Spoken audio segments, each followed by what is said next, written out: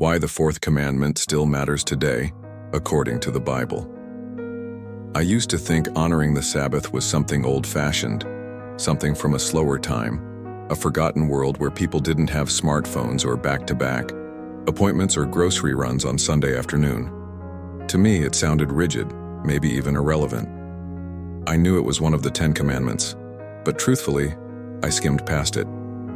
Remember the Sabbath day to keep it holy. Sure, okay. Rest, got it. But there was always something else to do, somewhere else to be. Life doesn't exactly stop because a verse says to pause, but eventually life made me stop anyway. It wasn't a dramatic crash, just a slow unraveling. I couldn't feel God anymore. I prayed, but the words felt like echoes in an empty room. My body was tired, my soul felt thin, and I was rushing through days like I was trying to outrun some invisible weight I couldn't name. I wasn't doing anything wrong, but something inside me was quietly breaking, and that's when it hit me. I hadn't rested, not truly rested, in years. That's when I started going back to the commandments, and there it was, right in the middle. Not a suggestion, not a footnote, a command, a holy pause placed between don't steal and don't murder. I had ignored something sacred, and I realized the Sabbath wasn't about legalism. It wasn't about rules for rules' sake. It was about rhythm, restoration, relationship. It was God saying, stop striving, be still. Let me be enough for you. In a world that never stops, this one commandment dares to interrupt us. It speaks to the deepest part of who we are, not just as workers or parents or believers, but as created beings who were never meant to run on empty. And maybe the real reason so many of us feel far from God isn't because He moved, but because we forgot how to stop long enough to meet Him. So today I want to talk to you, not just about why the Fourth Commandment still matters, but why it might be one of the most life-giving things we've forgotten. Let's take a deep breath together. Let's listen closely, because when God tells us to remember something, it's usually because He knows how easy it is for us to forget. It's interesting, isn't it? Out of all the commandments God gave, don't lie, don't steal, don't murder, only one begins with the word remember, not obey, not do. Just remember. That should tell us something. Remember, the Sabbath day, to keep it holy. Exodus 28. The tone feels less like an order shouted from a mountain, and more like a gentle voice reaching across time, calling us back to something we've lost. And that's because we did lose it. We still are. The Sabbath wasn't new when God carved it into stone. It had already been there from the beginning. In Genesis 2, right after creating the heavens and the earth, God Himself rested. Not because He needed a nap, not because He was worn out. He rested because rest is holy. It's a declaration that the work is done, that creation is complete, and that life isn't just about doing. It's also about being, and that's the pattern God set for us. 6 days of labor, 1 day set apart. But somewhere along the line we stopped remembering. We started believing the lie that rest is earned, not given. That stillness is laziness. That if we don't keep moving, producing, achieving, we'll fall behind. Maybe even be forgotten. But God doesn't forget, and He knows how forgetful we are. That's why He told us to remember. This commandment is an anchor in the middle of the 10. It ties the rest of our lives to a rhythm we were made for. It isn't a burdensome rule to follow. It's a gift we've been neglecting. And when God says to keep the Sabbath holy, He's not just talking about attending a church service. He's inviting us to set the day apart, to make it different, sacred, set aside for something more than emails and errands. We live in a world that blurs all the lines between work and home, sacred and ordinary, rest and hustle.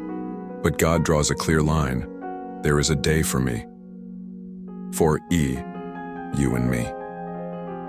Don't forget it. And the beautiful thing is, He isn't just commanding us to stop working. He's commanding us to come closer, to lay down the heavy yoke we carry and step into the lighter one He offers. Because the Sabbath isn't just a rule, it's a relationship. We remember not just the day, but the God of the day, the one who made time and then made room for us within it. the one who doesn't measure us by how much we get done, but by how well we dwell with him. And maybe that's where the remembering really begins. When God gave Israel the command to keep the Sabbath, he wasn't just handing them a calendar note. He was giving them a new identity. You see, they had just come out of slavery. For over 400 years, the Israelites had been under the brutal rule of Pharaoh in Egypt. They weren't seen as people, they were seen as tools, as output. Their worth was tied to how many bricks they could produce in a day. Rest wasn't an option, it was rebellion. And in the eyes of Pharaoh, they didn't own time. Time owned them, but God saw them differently. He didn't just rescue them from slavery. He gave them a new rhythm to live by. A rhythm that said, "You are not what you produce. You are not what others demand from you. You are mine." That's why in Deuteronomy 5:15, when Moses repeats the 10 Commandments to the next generation, he adds something powerful. Remember that you were slaves in Egypt, and that the Lord, your God, brought you out of there with a mighty hand and an outstretched arm. Therefore the Lord your God has commanded you to observe the Sabbath day. Did you catch that? The Sabbath was a declaration of freedom. It was God saying, "You are no longer slaves. You don't belong to Pharaoh. You belong to me. And in my kingdom, my people rest." The Sabbath became a holy protest against everything Egypt stood for, against systems that treat people like machines, that reward endless labor and punish weakness, that never allow time to breathe. And isn't that the same Egypt we often find ourselves living in today? But when we stop, when we choose to rest, we are choosing to live as free sons and daughters, not slaves to culture, success, or our own striving. We're saying, "I don't have to earn my worth today. My Father has already given it to me."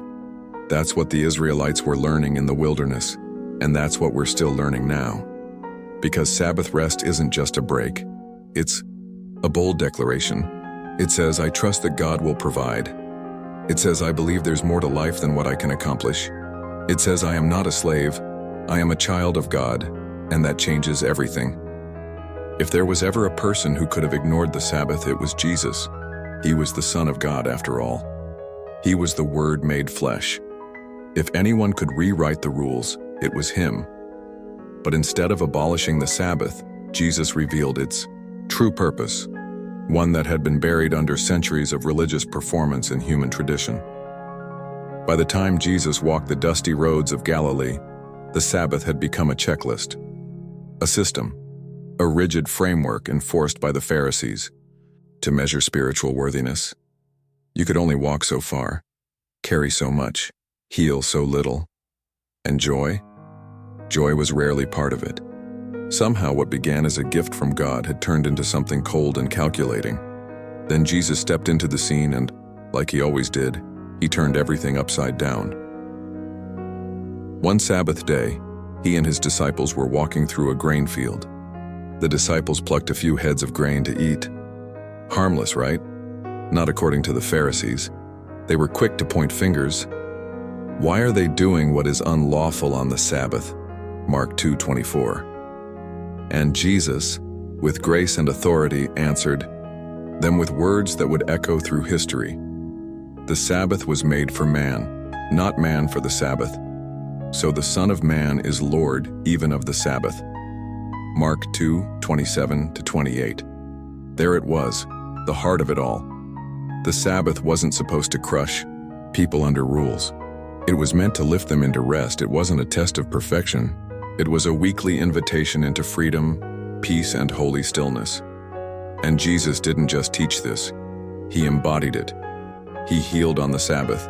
He touched broken bodies and restored broken spirits, right in the middle of the day that was supposed to be set apart. Why? Because healing is holy. Wholeness is worship. And rest without compassion is just silence with no soul. But here's what's important. Jesus didn't discard the Sabbath.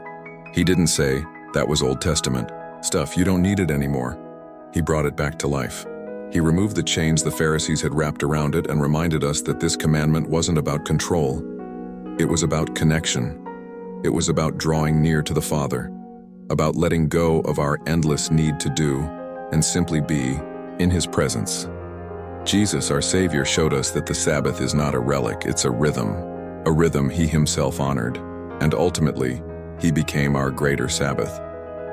Because the truth is, all our stopping, all our resting, all our holy days, they're just echoes of the deeper rest we find in Him. The rest that says, "It is finished." So, no, Jesus didn't cancel the Sabbath, He completed it. He fulfilled it. He opened it wide enough for the weary, the broken, and the busy to come home again. And maybe it's time we followed His lead. Something changed when we let go of the Sabbath, not just in churches, but in our hearts. We didn't stop needing rest. We just stopped believing we were allowed to have it. We filled our Sundays with soccer games, grocery shopping, catch-up, chores, and Monday prep. We turned sacred hours into spare hours. We told ourselves we'd rest eventually after the kids grow up, after the job calms down, after the inbox is empty. But eventually never came. And we began to wear our exhaustion like a badge of honor. I'm busy became a mark of importance. I'm overwhelmed became normal. But deep down, something in us started to crack. And here's what we lost. We lost stillness. We lost the space where our souls could breathe, where silence wasn't awkward and the clock wasn't always ticking. We lost long conversations with God that didn't feel rushed. We lost the joy of simply being, without guilt, without noise, without pressure to be productive. We lost connection with God, with ourselves, with each other. When every day is the same, busy, loud, and fast-paced, there's no room for sacred moments, no time to notice beauty, no energy left for prayer that isn't just asking for strength to keep going. The Sabbath was supposed to be a bridge, and without it, we drifted. We lost wonder. Remember when you used to sit and look at the sky, when a walk felt like a gift, not a checkbox? When you could hear your own thoughts and feel God's whisper in the quiet? Without Sabbath, life became so full it started to feel empty. But maybe the greatest thing we lost was trust. Because at its core, keeping the Sabbath was always about trust. Trust that God will provide even if you stop working for a day. Trust that your worth isn't tied to output. Trust that the world won't fall apart if you're not the one holding it together. When we abandoned Sabbath, we didn't just abandon a day, we abandoned a mindset, a way of life that says, God, I believe you're enough, and I believe I don't have to earn that. And now we're tired, not just physically, soul tired, spirit weary, like we've been running a marathon with no finish line. But here's the good news. The Sabbath was never revoked. The door hasn't been closed. The invitation hasn't expired. God is still saying, "Come to me, all who are weary and burdened, and I will give you rest." Matthew 11:28. We didn't lose the Sabbath completely. We just forgot where to find it, and maybe, just maybe, it's time to come back. It's easy to reduce the Sabbath to a calendar debate, Saturday or Sunday, sunset to sunset or morning to morning. What's allowed, what's not. But when we do that, we miss the bigger picture. Because the Sabbath is not just about marking a day, it's about shaping a heart. Sabbath isn't merely a pause in the schedule, it's a posture of trust. It's a way of standing before God and saying, "You are enough, and because of that, I can stop striving." See, the Pharisees were obsessed with getting the Sabbath right, the rules, the boundaries, the do's and don'ts. But Jesus, He was always pointing back to the heart. He knew that a day off meant nothing if your soul was still racing, your mind still striving, and your heart still burdened. You can sit still and still not be at rest. You can be off the clock but not at peace. So let's ask honestly, what is the spirit of Sabbath? What does it feel like to live it, not just schedule it? It feels like laying down your fears, even for a little while. It feels like letting God be God again instead of trying to run the world yourself. It feels like freedom, from hurry, from comparison, from always needing to prove something. That's the deeper invitation. It's not just stop working, it's start trusting. It's not just don't go into the office. It's come sit with me. And here's the beauty of it, that Sabbath posture can follow you into every part of life. You can cook dinner with Sabbath in your heart, grateful, unrushed, present. You can rock your baby to sleep with Sabbath, in your spirit, resting in the moment, not resenting the noise. You can walk through hardship, even grief, and still hold that quiet space inside that says, God is here and He holds me still. That's the kind of rest the world cannot offer. It's not escapism. It's anchored presence.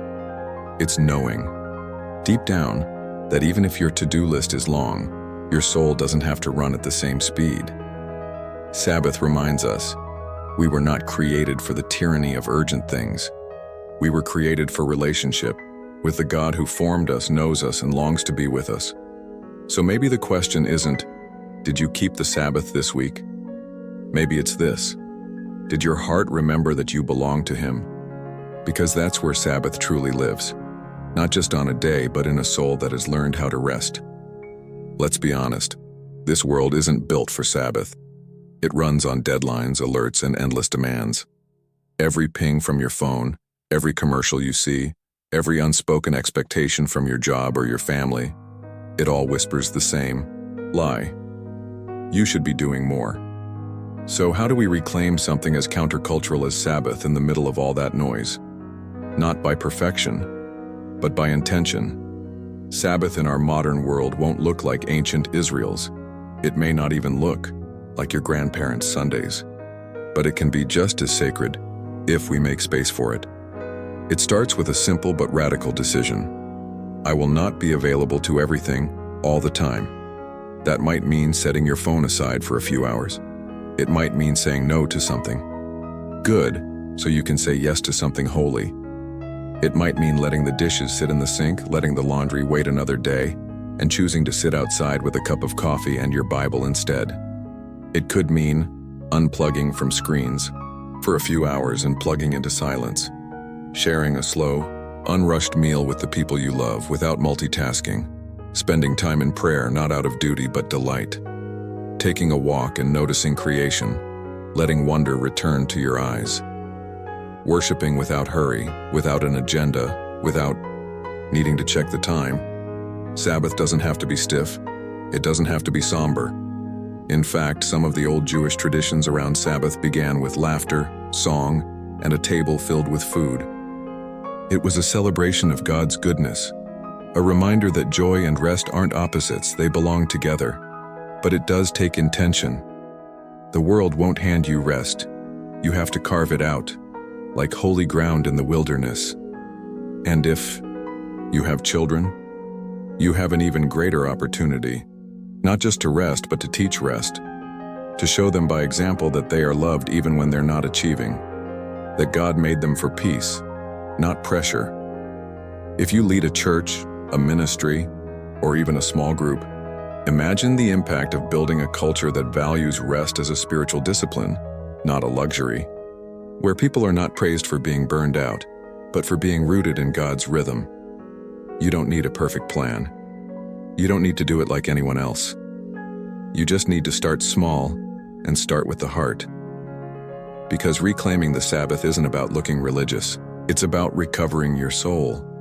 It's about saying, God, I want your rhythm, not the world's.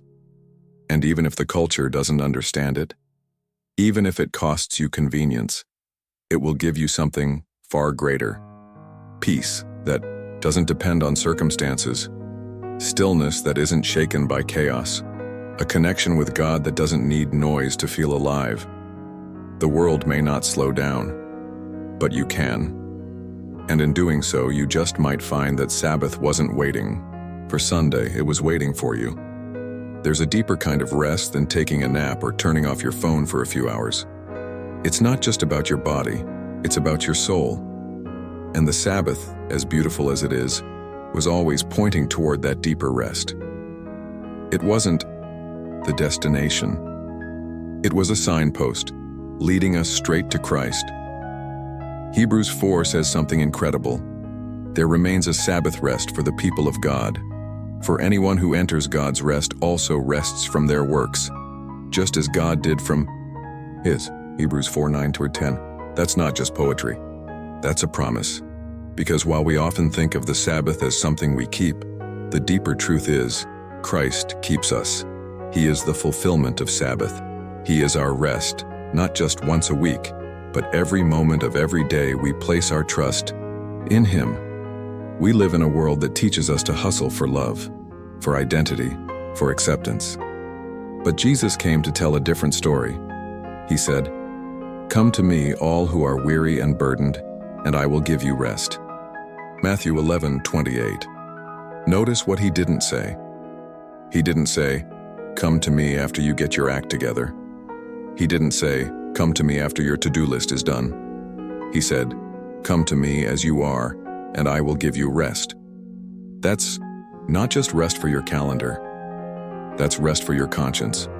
No more striving to earn forgiveness. No more endless pressure to measure up.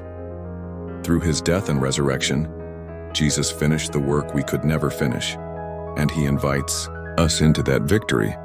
That's why the cross is the ultimate Sabbath, because on it, Christ declared, "It is finished." The burden of sin, the weight of guilt, the fear of being separated from God, it was all taken care of, once and for all. So yes, we still honor the Sabbath, but we do so as people who already walk in the rest of Christ. We don't observe it to earn His favor. We observe it because we've already received it. And now, every time we choose to slow down, to remember, to worship, to breathe, every Sabbath we keep, we are echoing that finished work. We are stepping back into alignment with a God who no longer calls us slaves, but sons and daughters. And when we live that way, when we rest in Christ daily, not just weekly, Sabbath becomes more than a day. It becomes our way of life. Maybe, just maybe, the Fourth Commandment isn't just a law written in stone. Maybe it's a doorway back to Eden, where humanity walked with God in the cool of the day, where rest wasn't earned and time wasn't rushed, and there was no shame in stopping. A doorway into freedom, where former slaves laid down their tools and remembered they were loved, where the sound of hammers was replaced by the sound of worship, where people were no longer defined by how much they did but by whose they were. And now here we are, in a modern world full of noise and speed and striving, still tired, still searching, still longing for something we can't quite name. But maybe it's this. Maybe the ache we feel at the end of each long week, the burnout, the bitterness, the constant need to keep going. Maybe it's all a sacred signal, a soul's way of saying you weren't made for this pace. And God, in His mercy, has already given us the remedy. It's not complicated. It's not expensive. It's not trendy. It's a day to remember, a day to return, a day to rest. So what if this week you chose to take God at His word? What if you carved out time, not perfectly, but intentionally, to stop and just be with Him? Not to be productive, not to impress anyone, but just to remember that He is your Creator, your provider, your Redeemer, and your rest. Because when God gave us the Sabbath, He wasn't giving us a burden. He was giving us Himself. So come back to the rhythm your soul was made for. Come back to the quiet waters. Come back to the green pastures. Come back to the shepherd. And remember the Sabbath day, not to check a religious box, but to receive a holy gift, a gift that brings you back to the one who never left. This commandment still matters because you still matter, and the God who made you, He still wants to walk with you, one quiet, holy day at a time. Amen.